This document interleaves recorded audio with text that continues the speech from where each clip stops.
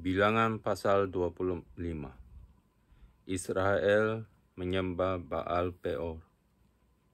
Sementara Israel tinggal di Sitim, mulailah bangsa itu berzina dengan perempuan-perempuan Moab. Perempuan-perempuan ini mengajak bangsa itu ke korban sembelihan bagi Allah mereka. Lalu bangsa itu turut makan dari korban itu dan menyembah Allah orang-orang itu. Ketika Israel berpasangan dengan Baal Peor, bangkitlah murka Tuhan terhadap Israel. Lalu berfirmanlah Tuhan kepada Musa, "Tangkaplah semua orang yang mengepalai bangsa itu dan gantunglah mereka di hadapan Tuhan di tempat terang, supaya murka Tuhan yang bernyala-nyala itu surut daripada Israel." Lalu berkatalah Musa kepada hakim-hakim Israel, "Baiklah masing-masing kamu membunuh orang-orangnya yang telah berpasangan dengan Baal Peor." Kebetulan datanglah salah seorang Israel membawa seorang perempuan Midian kepada sanak saudaranya dengan dilihat Musa dan segenap umat Israel yang sedang bertangis-tangisan di depan pintu kemah pertemuan. Ketika hal itu dilihat oleh Pinehas, anak Eleazar, anak Imam Harun, bangunlah ia dari tengah-tengah umat itu dan mengambil sebuah tombak di tangannya, mengejar orang Israel itu sampai ke ruang tengah dan menikam mereka berdua, yakni orang Israel dan perempuan itu, pada perutnya. Maka berhentilah tulah itu menimpa orang Israel. Orang yang mati karena tulah itu ada 24.000 orang banyaknya. Tuhan berfirman kepada Musa, "Pinehas, anak Eleazar, anak Imam Harun, telah menyurutkan murkaku daripada orang Israel, oleh karena ia begitu giat membela kehormatanku di tengah-tengah mereka, sehingga tidaklah kuhabisi orang Israel dalam cemburuku. Sebab itu katakanlah, sesungguhnya aku berikan kepadanya perjanjian keselamatan yang daripadaku, untuk menjadi perjanjian mengenai keimanan selama-lamanya bagi dia dan bagi keturunannya, karena ia telah begitu giat membela Allahnya dan telah mengadakan pendamaian bagi orang Israel. Nama orang Israel yang mati terbunuh bersama-sama dengan perempuan Midian itu ialah Zimri bin Salu, pemimpin salah satu buah orang Simeon. Dan nama perempuan Midian yang mati terbunuh itu ialah Kosbi binti Zur. Zur itu adalah seorang kepala kaum, yaitu Puak di Midian. Kemudian berfirmanlah Tuhan kepada Musa, "Lawanlah orang Midian itu dan tewaskanlah mereka, sebab mereka telah melawan kamu dengan daya upaya yang dirancang mereka terhadap kamu dalam hal Peor dan dalam hal Kosbi, saudara mereka, yakni anak perempuan seorang pemimpin Midian. Kosbi itu mati terbunuh pada waktu turunnya tulah karena Peor itu." Pasal 26. Laskar Israel dihitung untuk kedua kalinya. Sesudah tulah itu berfirmanlah Tuhan kepada Musa dan kepada Eleazar, anak Imam Harun. Hitunglah jumlah segenap umat Israel yang berumur 20 tahun ke atas, menurut suku mereka, semua orang yang sanggup berperang di antara orang Israel. Lalu berkatalah Musa dan Imam Eleazar kepada mereka di dataran Moab, di tepi sungai Yordan dekat Yeriko. Hitunglah jumlah semua orang yang berumur 20 tahun ke atas, seperti yang diperintahkan Tuhan kepada Musa. Inilah orang Israel yang telah keluar dari tanah Mesir. Ruben ialah anak sulung Israel. Bani Ruben ialah dari Henok, kaum orang Henok. Dari Palu, kaum orang Palu. Dari Hezron, kaum orang Hezron. Dan dari Karmi, kaum orang Karmi. Itulah kaum-kaum orang Ruben. Dan orang-orang yang dicatat dari mereka berjumlah 43.730 orang. Adapun anak Palu ialah Eliab, dan anak-anak Eliab ialah Nemuel, Datan, dan Abiram. Datan dan Abiram, orang-orang yang dipilih oleh umat itu, ialah orang-orang yang telah membantah Musa dan Harun dalam kumpulan Korah, ketika mereka membantah Tuhan. Tetapi bumi membuka mulutnya dan menelan mereka bersama-sama dengan Korah. Ketika kumpulan itu mati, ketika ke-250 orang itu dimakan api, sehingga mereka menjadi peringatan. Tetapi anak-anak Korah tidaklah mati. Bani Simeon, menurut kaum mereka, ialah dari Nemuel, kaum orang Nemuel, dari Yamin, kaum orang Yamin, dari Yakhin, kaum orang Yakhin, dari Zerah, kaum orang Zerah, dan dari Saul, kaum orang Saul. Itulah kaum-kaum orang Simeon, 22.200 orang banyaknya.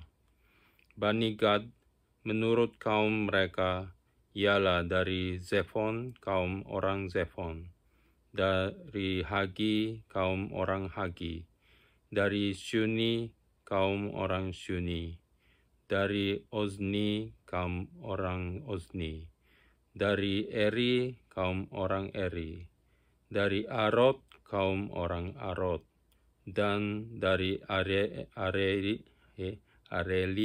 kaum orang Areli.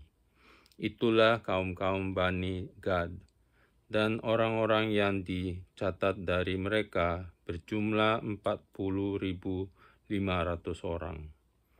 Anak-anak Yehuda ialah dan Onan. Tetapi dan Onan itu mati di tanah Kanaan.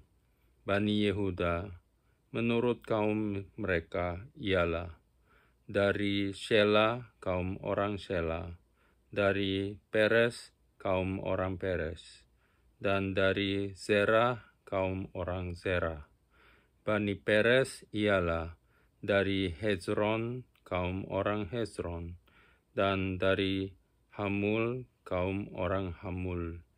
Itulah kaum-kaum Yehuda, dan orang-orang yang dicatat dari mereka berjumlah 76.500 orang. Bani Issakhar, menurut kaum mereka, ialah dari Tola, kaum orang Tola, dari Pua, kaum orang Pua, dari Yasub, kaum orang Yasub, dan dari Simron, kaum orang Simron. Itulah kaum-kaum Issakhar dan orang-orang yang dicatat dari mereka. Berjumlah 64.300 orang. Bani Zebulon, menurut kaum mereka ialah dari Seret kaum orang Seret, dari Elon kaum orang Elon, dan dari Yahleel kaum orang Yahleel. Itulah kaum-kaum orang Zebulon. Dan orang-orang yang dicatat dari mereka berjumlah 60.500 orang. Keturunan Yusuf menurut kaum mereka ialah orang Manasye dan orang Efraim. Bani Manasye ialah dari Makir kaum orang Makir, dan Makir beranakan Gilead, dan dari Gilead kaum orang Gilead. Inilah Bani Gilead, dari Yezer kaum orang Yezer, dari Helek kaum orang Helek, dari Asriel kaum orang Asriel, dari Shechem kaum orang Shechem, dari Semida kaum orang Semida, dan dari Hefer kaum orang Hefer. Adapun Zelafehad bin Hefer tidak mempunyai anak laki-laki, tetapi anak perempuan saja. Dan nama anak-anak perempuan Zelafehad ialah Mahla, Noah, Hogla, Milka, dan Tirsa. Itulah kaum-kaum Manasye. Dan orang-orang yang dicatat dari mereka berjumlah 52.700 orang. Inilah Bani Efraim menurut kaum mereka, dari Sutela kaum orang Sutela, dari Becher kaum orang Becher, dan dari Tanan karena kaum orang Tanan. Dan inilah Bani Sutela, dari Eran kaum orang Eran. Itulah kaum Bani Efraim. Dan orang-orang yang dicatat dari mereka berjumlah 32.500 orang banyaknya. Itulah Bani Yusuf menurut kaum mereka. Bani Benyamin menurut kaum mereka ialah dari Bela kaum orang Bela, dari Asbel kaum orang Asbel, dari Ahiram kaum orang Ahiram, dari Sefufam kaum orang Sefufam, dan dari Hufam kaum orang Hufam. Dan anak-anak Bela ialah Ared dan Naaman, dari Ared kaum orang Ared, dan dari Naaman kaum orang Naaman. Itulah Bani Benyamin menurut kaum mereka. Dan orang-orang yang dicatat dari mereka berjumlah 45.600 orang. Inilah Bani Dan menurut kaum mereka, dari Suham kaum orang Suham. Itulah kaum-kaum Dan menurut kaum mereka. Segala kaum orang Suham, orang-orang yang dicatat dari mereka berjumlah 64.400 orang. Bani Asher menurut kaum mereka ialah dari Yimna kaum orang Yimna, dari Yiswi kaum orang Yiswi, dan dari Beria kaum orang Beria. Mengenai Bani Beria, dari Heber kaum orang Heber, dan dari Malkiel kaum orang Malkiel. Dan nama anak perempuan Asher ialah Serah. Itulah kaum Bani Asher. Dan orang-orang yang dicatat dari mereka berjumlah 53.400 orang. Bani Naftali menurut kaum mereka ialah dari Yahzeel kaum orang Yahzeel, dari Guni, kaum orang Guni, dari Yezer, kaum orang Yezer, dan dari Shilem, kaum orang Shilem. Itulah kaum-kaum Naftali menurut kaum mereka. Dan orang-orang yang dicatat dari mereka berjumlah 45.400 orang. Itulah orang-orang yang dicatat dari orang Israel, 601.730 orang banyaknya. Tuhan berfirman kepada Musa, kepada suku-suku ialah harus dibagikan tanah itu menjadi milik pusaka menurut nama-nama yang dicatat. Kepada yang besar jumlahnya, haruslah engkau memberikan milik pusaka yang besar, dan kepada yang kecil jumlahnya, haruslah engkau memberikan milik pusaka yang kecil. Kepada setiap suku sesuai dengan jumlah orang-orangnya yang dicatat, haruslah diberikan milik pusaka. Tetapi tanah itu harus dibagikan dengan membuang undi. Menurut nama suku-suku nenek moyang mereka, haruslah mereka mendapat milik pusaka. Seperti yang ditunjukkan undian, haruslah dibagikan milik pusaka setiap suku di antara yang besar dan yang kecil jumlahnya. Inilah orang-orang yang dicatat dari orang Lewi menurut kaum mereka. Dari Gerson, kaum orang Gerson. Dari Kehat, kaum orang Kehat. Dan dari Merari, kaum orang Merari. Inilah kaum-kaum Lewi, kaum orang Libni, kaum orang Hebron, kaum orang Mahli, kaum orang Musi, dan kaum orang Korah. Adapun Kehat beranakan Amram, dan nama istri Amram ialah Yochebed, anak perempuan Lewi yang dilahirkan bagi Lewi di Mesir. Dan bagi Amram, perempuan itu melahirkan Harun dan Musa dan Miriam, saudara mereka yang perempuan. Pada Harun lahir Nadab dan Abihu, Eleazar dan Itamar. Tetapi Nadab dan Abihu mati, karena mereka mempersembahkan persembahan api yang asing ke hadapan Tuhan.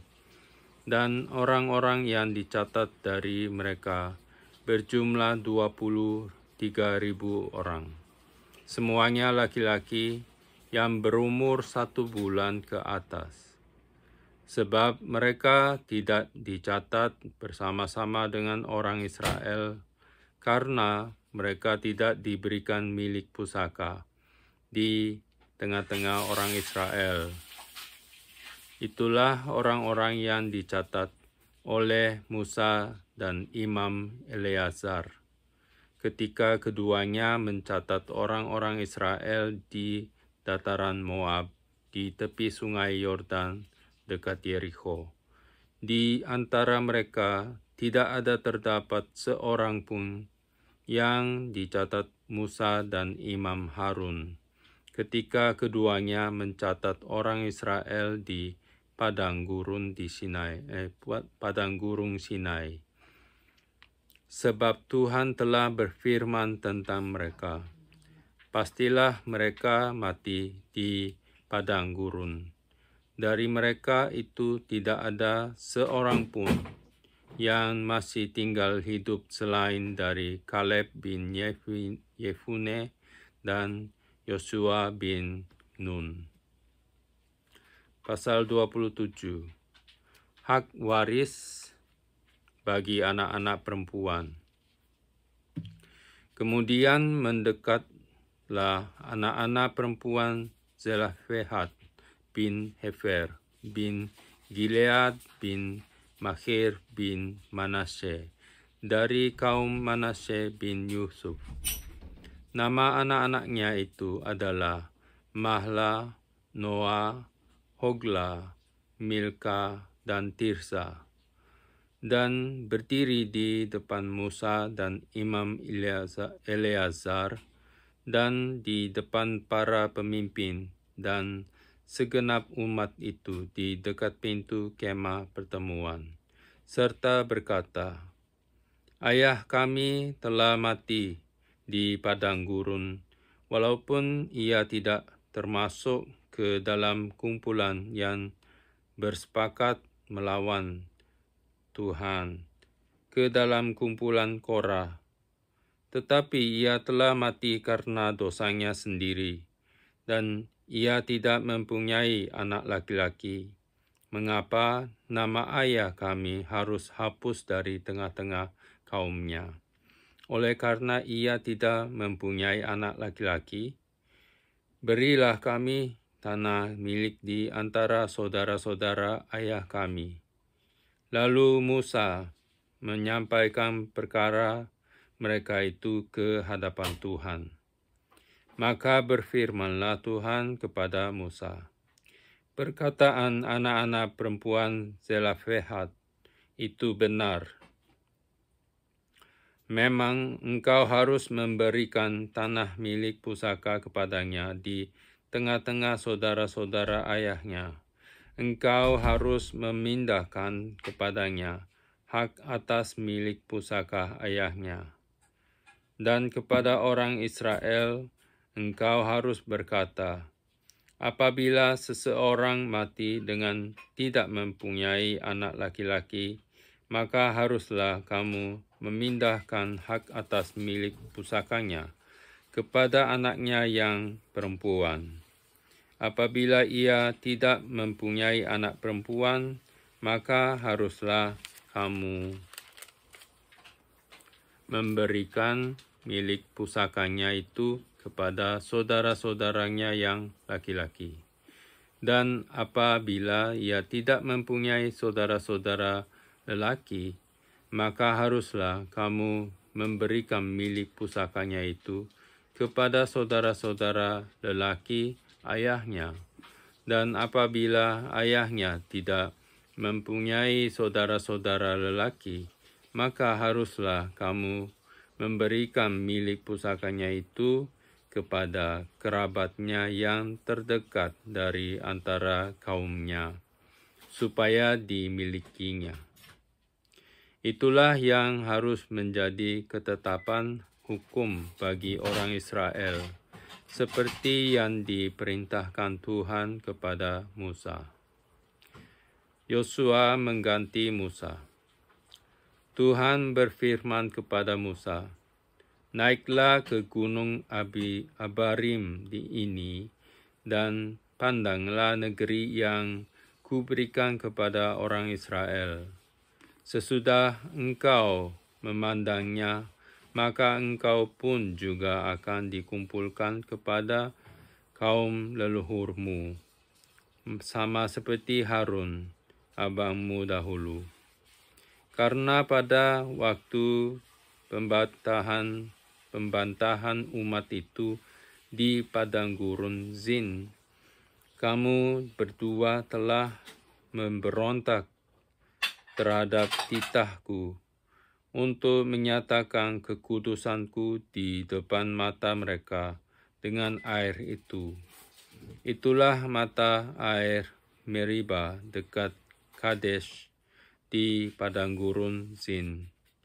Lalu berkatalah Musa kepada Tuhan, "Biarlah Tuhan, Allah dari roh segala makhluk, mengangkat atas umat ini seorang yang mengepalai mereka waktu keluar dan masuk, dan membawa mereka keluar dan masuk, supaya umat Tuhan jangan hendaknya seperti domba-domba yang tidak mempunyai gembala."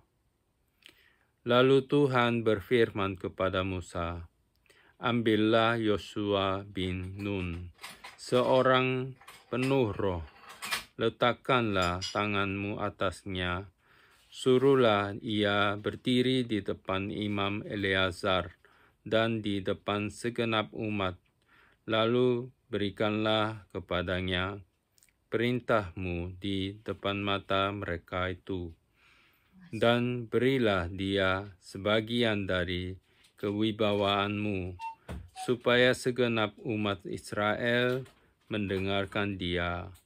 Ia harus berdiri di depan Imam Eleazar, supaya Eleazar menanyakan keputusan Urim bagi dia di hadapan Tuhan. Atas titahnya mereka akan keluar dan atas titahnya mereka akan masuk. Ia beserta semua orang Israel, segenap umat itu. Maka Musa melakukan seperti yang diperintahkan Tuhan kepadanya.